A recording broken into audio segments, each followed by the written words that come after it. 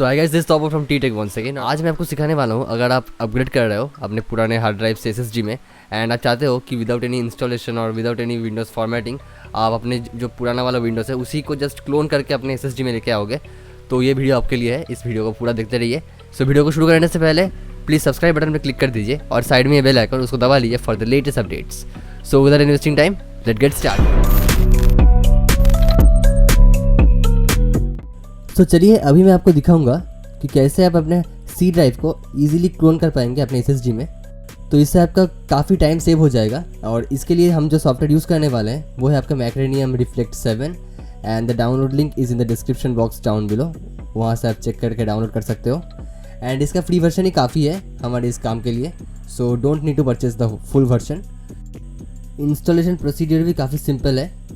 Simple आपको जैसे हर application आप इंस्टॉल करते हो वैसे इंस्टॉल करना पड़ेगा एंड आफ्टर इंस्टॉलेशन इसको रन कर दीजिए।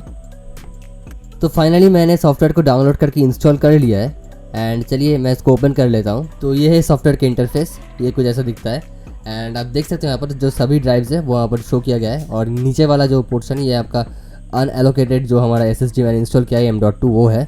तो इसमें ही हमको क्लोन करना पड़ेगा जो हमारे सी ड्राइव है उसको।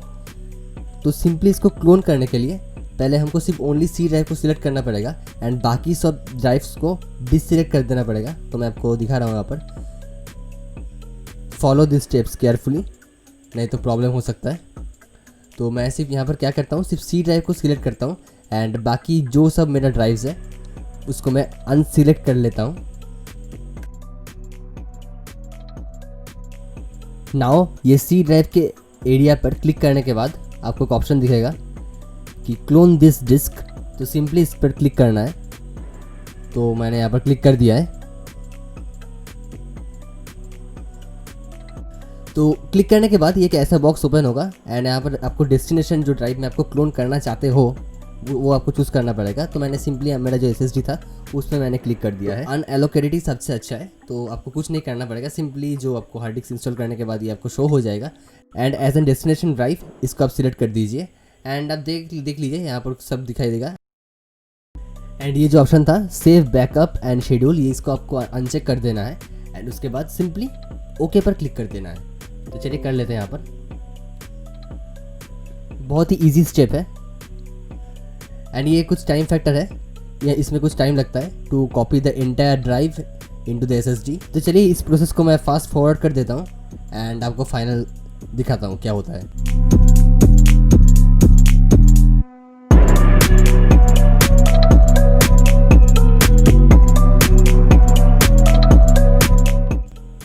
सो मेरा एंटायर प्रोसेस को कंप्लीट होने में 26 मिनट्स एंड 40 सेकंड्स टाइम लगा।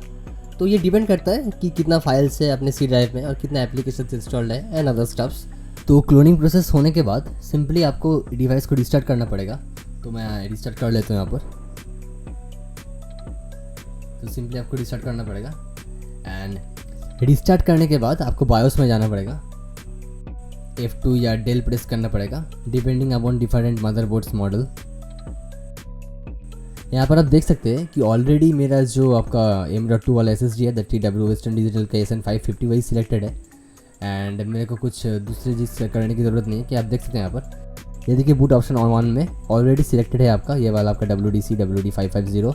तो ये सिलेक्ट हो चुका है। अगर आपके केस में अगर ये सिलेक्ट नहीं रहता है तो जो भी आपने एसएसडी इंसर्ट किया है उसको सिंपली यहाँ पर सिलेक्ट कर दीजिए और उसके बाद F10 करके 7 एग्जिट कर लीजिए एंड बस ये आपका काम हो जाएगा। देन इसके बाद आराम से बूट हो जाएगा। बूट होने के बाद आपका जो प्रीवियस वाला विंडोज़ का जो इंस्टॉलेशन आपका ड्राइव था आपका सिंपली इसको फॉरवर्ड कर दीजिए and you are good to go. और एक इम्पॉर्टेंट चीज़ जो मैं आप लोगों के साथ शेयर करना चाहता हूँ कि मान लीजिए मेरा जो सी ड्राइव का स्पेस था in my old hard drive that is 150 GB okay and मैंने जो एसएसडी खरीदा है वो है 120 GB का। तो in this case cloning is not possible. So in this case 150 GB और उससे ज़्यादा ही आपका जो साइज़ का एसएसडी खरीदना पड़ेगा। 120 GB में नहीं हो पाएगा क्लोनिंग, ठीक है। अगर मान लीजिए आपका सी ड्राइव का स्पेस था 100 GB एंड आप ये क्लोन कर रहे हो इन आपका new 120 GB SSD, in this case it is possible. एक और चीज़ भी मैं आपको बता रहा हूँ डाउट क्लियर करने के लिए कि यहाँ पर मान लीजिए आपका जो पुराना वाला हार्ड ड्राइव था उसमें जो सी ड्राइव आपने क्रिएट किया था वो था आपका 150 GB का एंड 150 GB में से 70 GB यूज था। मैं ये टोटली एजम्पशन कर रहा हूँ, ये कोई परफेक्ट फिगर्स नहीं है, मैं जस्ट आपको समझाने के लिए एक एजम्पशन कर रहा हूँ। तो 70 GB यूज है आपका विद इन 150 GB। तो आप तो सोच रहे हो कि 70 GB यूज है, तो अगर मैं एक 120 GB का SSD खरीद लूँ तो क्वाइट ईजिली मैं क्लोन कर पाऊंगा, but in this case it is not possible. Okay, अगर 150 GB का आपने एलोकेशन किया है अपने पुराने हार्ड ड्राइव में, तो 150 GB या 150 GB का अधिक जो स्पेस रहेगा उसका ही आपको SSD खरीदना पड़ेगा। तो आई थिंक ये आपको क्लियर हो चुका है। अगर आपको इस रिलेटेड कोई भी प्रॉब्लम होता है और कोई भी आपको मन में सवाल आपका जनरेट होता है तो प्लीज़ कमेंट सेक्शन में कमेंट कर दीजिए, मैं 100% कोशिश करूँगा कि आपको हेल्प करने के लिए। ओके, एंड अगर आपको ये वीडियो पसंद आता है तो जल्दी से लाइक ठोक दो यार, लाइक ठोक दो एंड सब्सक्राइब कर दो, जो लाल वाला जो बटन है उसको तोड़ दो यार। So thanks for watching guys, have a nice day, see you all in the next video, bye.